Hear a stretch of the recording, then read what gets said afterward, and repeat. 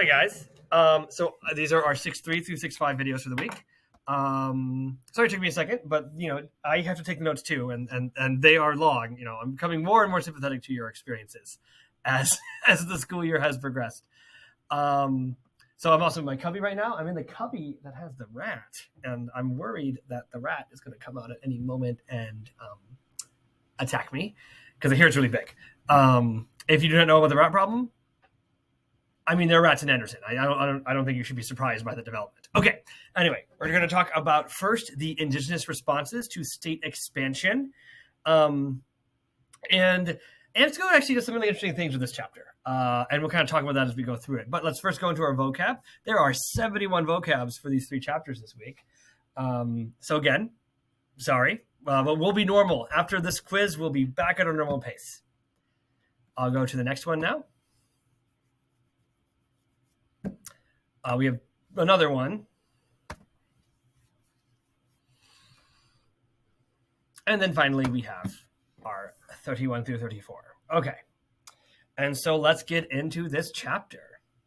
The first subtopic that they talk about is the nationalist movement in the Balkans. So it's interesting that you put this in this chapter because, the Ottoman Empire is not an industrialized empire, yet it still experiences some similar problems that industrialized states experience during the 19th century. So remember the Ottoman Empire, it expands into Southern Europe, it conquers that population. That population is a majority Christian. And in fact, at this point, the Ottoman Empire is 40% Christian and 60% Muslim, because it's called Rumelia, or like the Roman region of the Ottoman Empire. That is it's a highly population dense area, but they're Christian and they're not Muslim. And these groups, the Croats, the Serbs, Bulgarians, Romanians, Greeks, all develop this national consciousness where they believe that because they are this ethnic group, they're entitled to their own nations.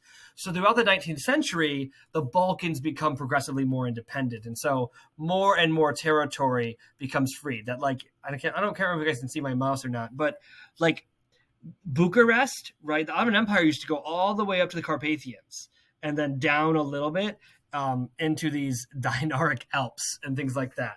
A little bit north of there. Bosnia-Herzegovina, that's a part of the Ottoman Empire. Croatia was a part of the Ottoman Empire.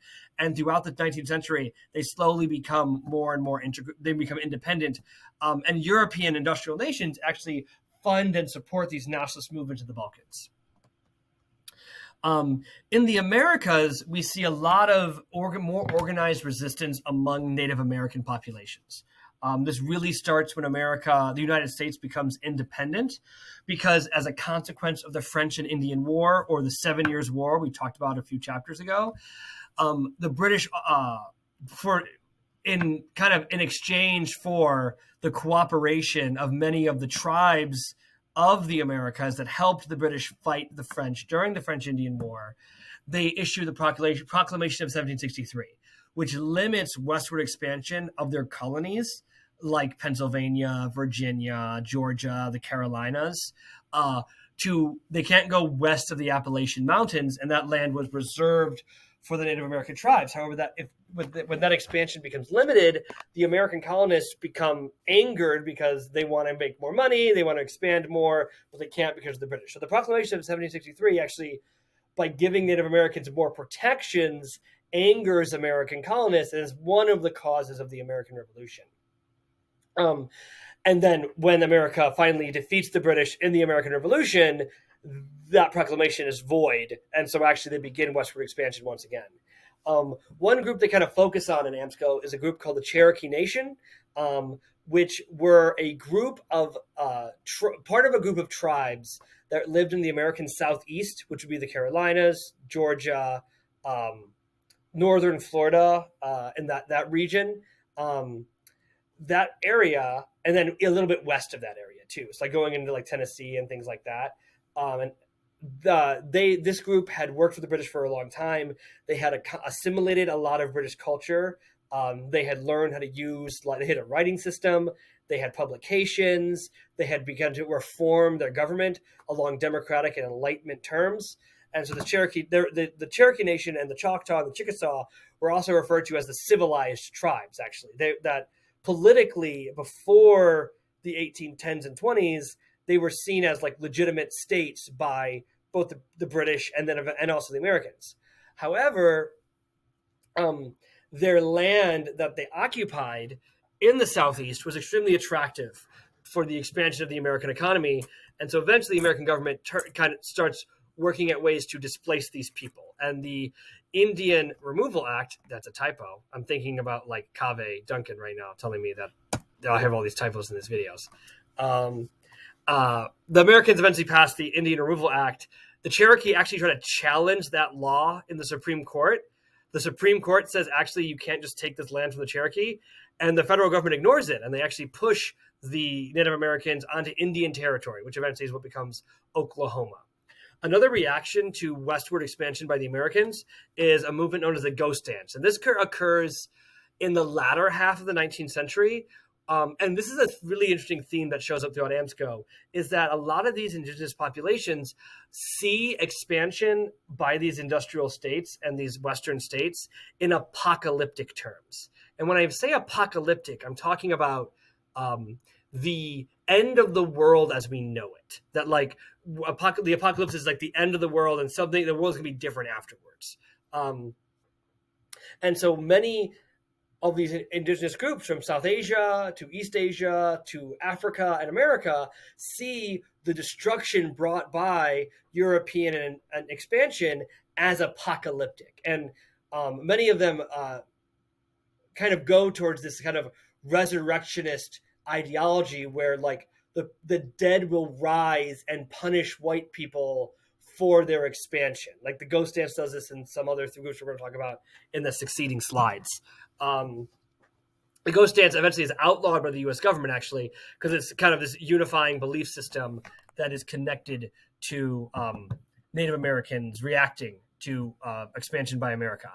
In not the United States, indigenous people also respond to state development in South America. So Tupac Amaru is a indigenous Peruvian who claims a lineage with Inca rulers because he's of Inca descent, and this is before South America becomes independent from Spain, and because if we recall from Unit 5, the Criollo or the Creole population is very much getting angry with Spanish rule, and so at first a lot of Criollos are like, yeah, Tupac, you go, Tupac, like overthrow them, but then they realize that these indigenous people actually want to make society equal, and the Creoles, who have a pretty good amount of influence in South America, are like, you know what? Let's step on the brakes on that one. And then another kind of story they tell, it's very scattered in AMSCO, I think, is the French try to take control of Mexico. So Mexico becomes an independent country in the 1810s, 1820s. They eventually are led by a man of indigenous descent, Benito Juarez. Mexico has accrued some debts and is perceived by the French to be vulnerable. Louis Napoleon, who is Napoleon's, he's a descendant of Napoleon, but not he's one generation removed. I always can't remember if he's his nephew or his grandson. I think it's his nephew. He tries to install a person connected to the Napoleonic dynasty on the throne in Mexico. His name is Maximilian. He's an Austrian. Maximilian shows up in Mexico. The Mexicans are like, bruh, why are you here? They kill him. He's in charge for a second, and then the Mexicans overthrow him. And that is what is celebrated on Cinco de Mayo, is the overthrow of Maximilian and the French Empire in Mexico. So that's a success. That's a rare success we're seeing in indigenous resistance to European expansion.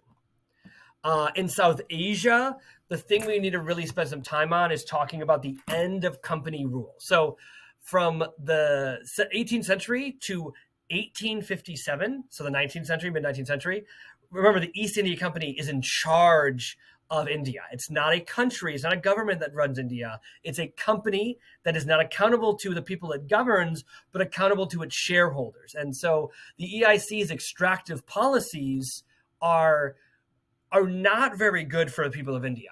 and that leads to a lot of anger and animosity towards the EIC and their governance of India. This comes to a head in 1857. So in general, like the kind of reductive story is that a rumor begins to spread that the British are beginning to lubricate firearm cartridges, which is so like when you have what ends up happening with firearms during this period is that you want to put all the gunpowder and the bullet in one thing. And either if it's a muzzle loaded rifle or a breech loaded rifle, you want a bullet that like can kind of snugly fit in the barrel, because you don't want a bullet that bounces in the barrel because it's going to be really inaccurate. That means you need to lubricate the cartridge that has like the ammunition and the shell and the powder in it. And you can use any kind of lubricant, any kind of oil to do that. And a rumor begins to spread that the British are going to be using animal fat, either beef tallow or pork fat, to lubricate these cartridges. And typically to release that stuff, you need to bite into the cartridge, which means that you would have to consume whatever oil is being used to lubricate it. And if you're a Hindu, you're going to have problems with consuming beef tallow. And if you're a Muslim, you're going to have problems with pork. And so the belief is the British are trying to make them non-Hindu or non-Muslim by doing that. And that leads to a mutiny among the mercenaries that work for the EIC, which are called sepoys. That is a story that seems really like attractive as to why the revolt happens, but actually that might be perceived as the inciting incident that is that becomes articulated. But also you have a bunch of failures of the East India Company in their governance of India that leads to a great deal of discontent, that when the opportunity to revolt presents itself, many Indians choose to revolt against the British East India Company because they're just mad at how they've been governed. Eventually, the British government has to directly intervene, and it's not just the East India Company that can do it. So the British Army has to go to India. They put down the Sepoy Mutiny or the Indian Rebellion. The Indian Rebellion is a term that is probably more accurate because it wasn't just a mutiny of the mercenaries of the sepoys. It's just the British called it the Sepoy Mutiny for so long. But it was overall a rebellion among many different Indian demographics against the British.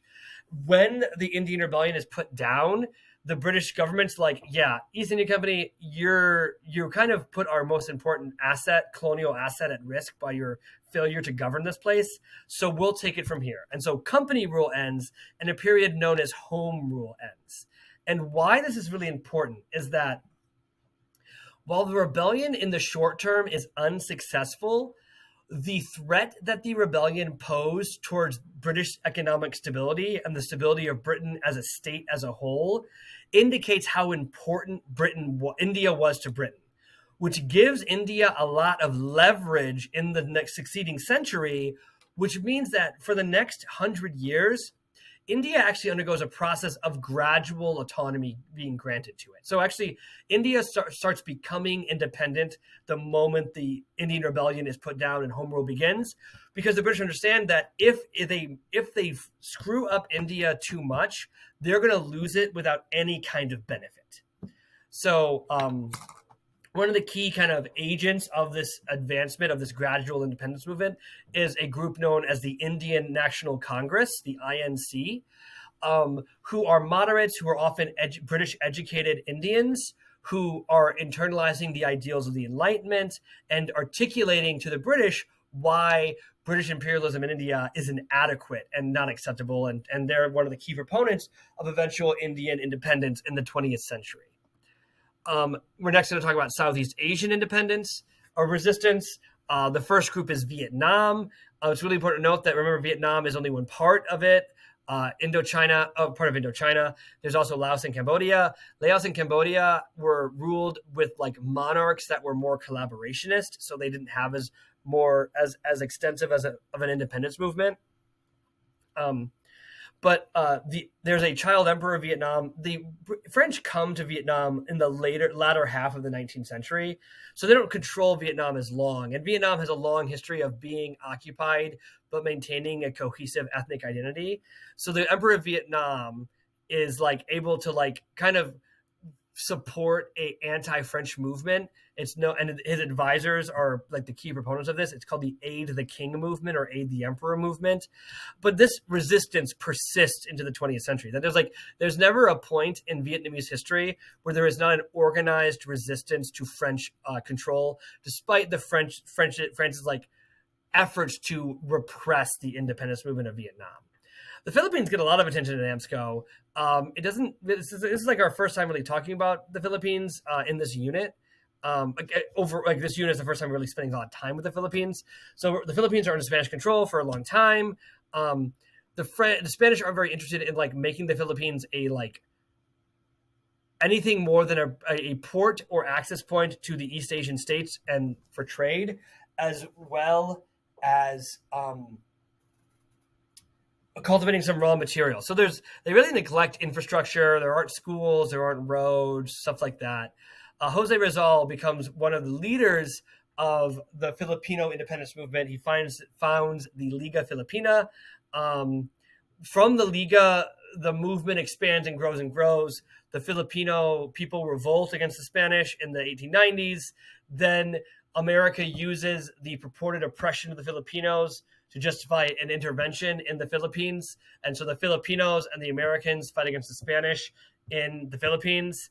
But then after the Americans beat the Spanish and acquire the Philippines in the Treaty of Paris that ends the Spanish-American War, America attempts to impose colonial rule over the Philippines. The Philippines revolt against the Americans. And so for a 10-year period, the Filipinos are in some kind of conflict with either the Spanish or the Americans.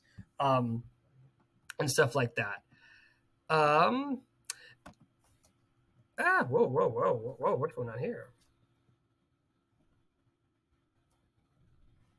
I don't know what that was about.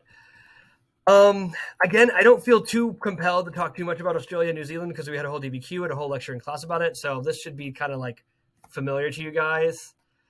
And then finally, holy moly, we have African resistance. The first thing that we want to talk about is that Africa is a massive continent, but it almost, and I would say, I think even when we think about Liberia and Ethiopia, it universally experiences one thing, and that is imperialism. So when we talk about the concept of Pan-Africanism, where like the people of Africa identify with each other and share an identity, the shared identity is informed by how European industrial states treated Africans during this period, right? That like the experience of a West African and a South African and an East African and a North African, those are very diverse languages. They're very diverse cultures. They're very diverse climates. So that's not what makes Africa united. It's the fact that when Europe industrialized, they used the same tactics and strategies to oppress and control African peoples. And that's the shared experience that connects all Africans going into the 20th century. So the first group we're going to talk about is the Sokoto Caliphate in West Africa. So it's led by a man named Usman Dan Fodio, and he was someone who had a great deal of influence and represented a significant barrier to British expansion into West Africa. And he was mainly able to support the growth and stability of his state through the slave trade. What's my hair doing right now? Now, Britain in general wanted to end the slave trade. And actually, one benefit of that was that when they did that, they cut Usman Dan Fodio off from his way of making money, which weakened the Sokoto Caliphate and enabled Britain to conquer them. In South Africa, we have another apocalyptic interpretation of expansion. You have it is like the clicky sound, but it's like the I'm not going to try because I can't make the sound, but Khosa or Khosa. There, okay, that's kind of what it is. Hope I'm not offending anyone. The Khosa, we're a herding group. When in South Africa, the British expansion led to them believing their way of life was being destroyed. Because they really thought cattle was important. Many of them decide to murder all their cattle to anger the spirits, to bring the spirits of their ancestors, to bring them back to defeat the British. However, that did not occur, but because they killed their cattle, the Xhosa experienced Wassa. I feel bad, and I'm like stuck on it now. They didn't have food because they'd kill all their cattle, and that led to mass starvation among them. Another state that's like develops during this period, the Zulu unify a great deal of South Africa under the control of a lineage of rulers, and the Zulu present a significant barrier to expansion into northern South Africa. And so during the Anglo-Zulu War, at first the Zulu, using some firearms, but also highly organized military structures, are able to defeat the British in initial battles. However, the British can muster a great deal of resources, and they do have a technological military advantage. And so eventually the British also beat the Zulu in the Anglo-Zulu War. And Samori Touré, he's a guy in West Africa. He focused on fighting the French. However, eventually he thought he could beat the French. He did not beat the French, and so he eventually is kicked out. The Mahdist Revolt is another apocalyptic movement, but from an Islamic context. Muhammad Ahmad, he's a guy who declares himself the Mahdi, which is like, for Muslims, someone who comes as a announcer of, again, the apocalypse. And he claims this kind of lineage. He wants to free the Sudan, which is like south of Egypt, from Egyptian and British rule.